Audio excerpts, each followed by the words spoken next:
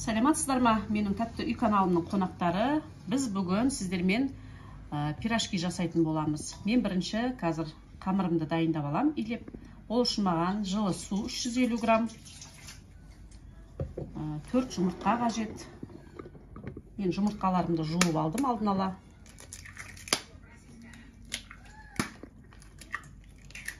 Лайк басып, комментарий жазып, бізге қолдау көрсетіп отыруларыңызды сұранамын.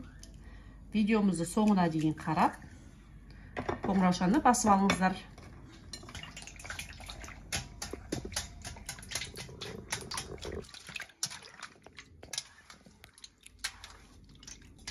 Жұмыртқаны жақсылап сумен араластырып, осылай деп. Сосын бұның үстінен ашытқы 20-25 грамм, қант 45 грамм, тұз 15 грамм.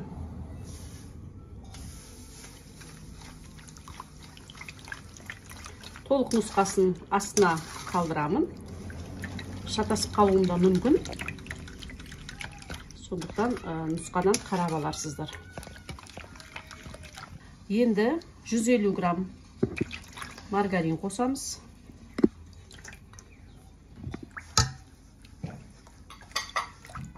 Бұны мен де жақсылап араластырып, кішкене мынау ашытқымыз құрғақ ашытқы болғаннан кейін азғантай уақыт қойып аламын. Ашытқымыз кішкене көтерілу үшін осылай деп бетін бір 5-10 минутқа жаба тұрам. Біздің ашытқымыз көтерілді. Енді осыған ұнымызды салып, қамырымызды илейміз.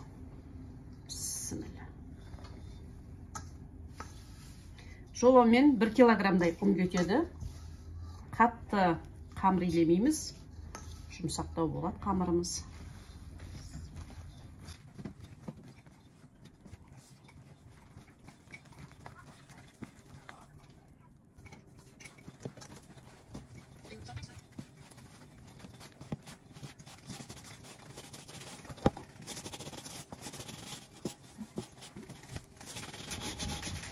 Мен жаман үйреніп алыппын.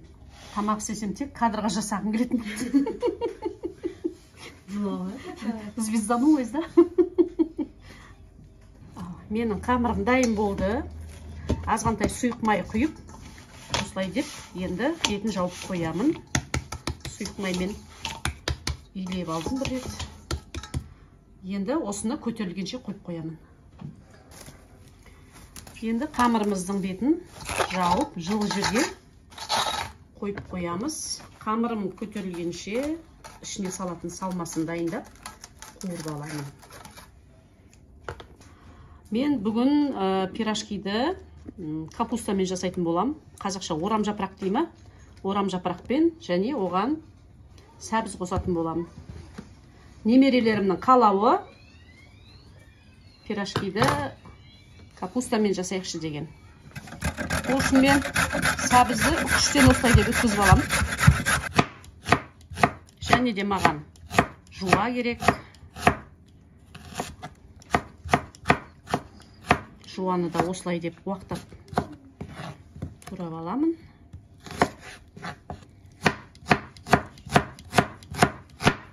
Жуа көп керек емес. Осы бір кішкентай жуа жарайды.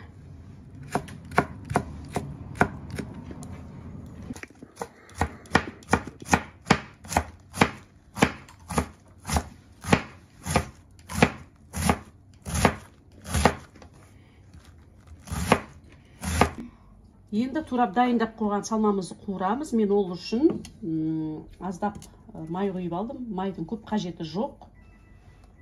Майым қызып тұр.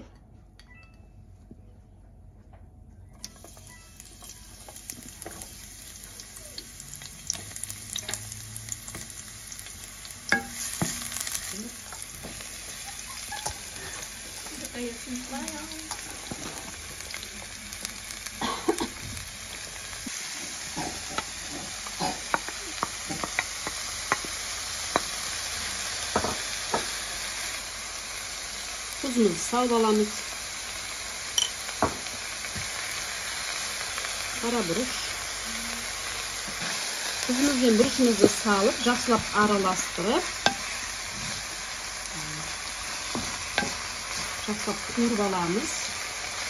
Асты күйіп кетпес үшін астындағы отын кішкене баяулатамын.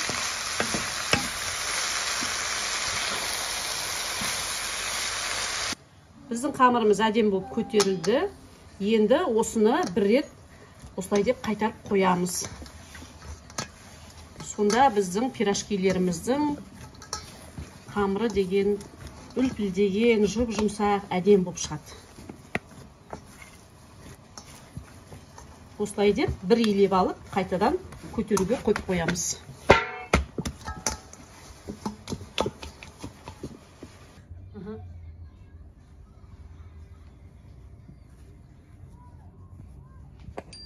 Қамырымыз әдемі болып көтерілді. Енді столдың үстіне осылай деп түсіріп аламын.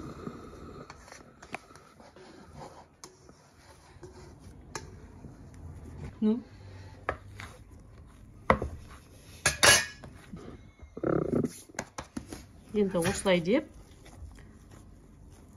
шариктеп пирожкиіміздің көлемін шығарып аламыз.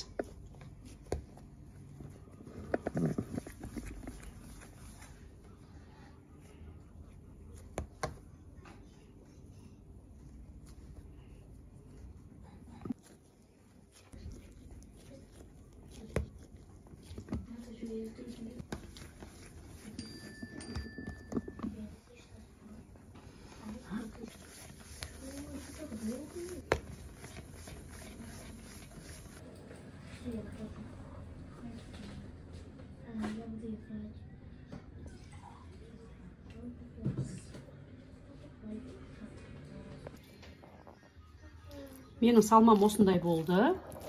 Артық ылғалын сүзіп алып тастадым. Ылғалы көп болса, пирожки жабыстырған кезде ағып кетіп, пирожкиіміздің формасы бүлініп қалады, сондықтан артық ылғалын алып тастадым. Қамырымыз көтерілді. Енді осыны шетінен алып, жая береміз.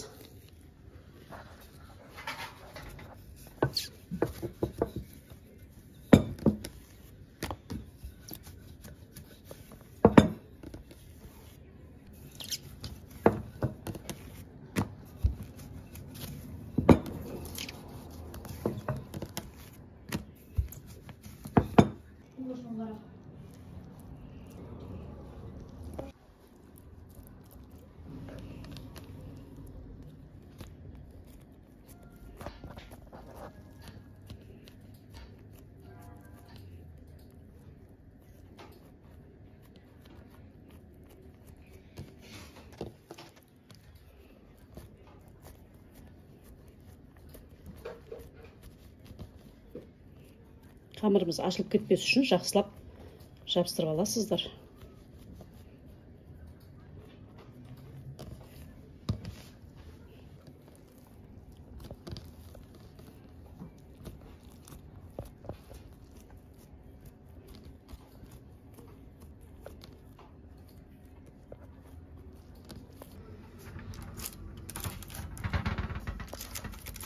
Арасын алыстау қылып қоямыз, өйткені жақсы көтеріледі. Ал біздің пирожкилеріміздің формасын беріп болдық. Бізде 29 дана пирожки шықты. Енді азғантай өстіп бір 5-10 минут бетін жауып қойып алам. Сосын духовкаға пісіруге дайын болады. Азғантай көтерілу керек. Біздің пирожкилеріміз көтеріліп әдемі болып тұр. Енді бетіне жұмыртқа жағып, осылай тегістеп.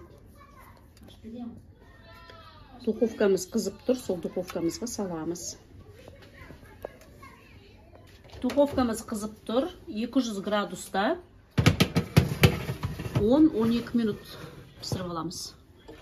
Жоғарға қойдым, өткен қазір мынағанда бір табасын саламын.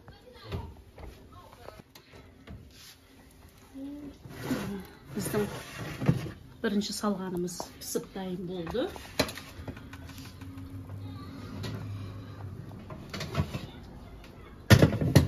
Енді мұны асты пісіруге пісіру керек, сондықтан астын аударып қойдым.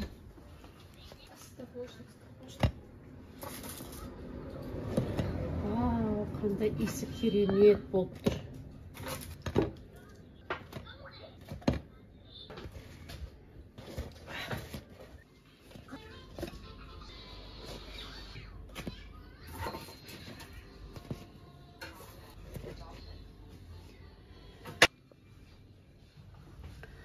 Мінекей менің каналымның қонақтары. Бүгінгі пирожкилеріміз дайын болды. Ұнаса лайк басып, комментарий жазып отыруды ұмытпаңыздар. Рецепті осылай деп пісіріп қараңыздар бізбен бірге. Астарыңыз дәмді болсын.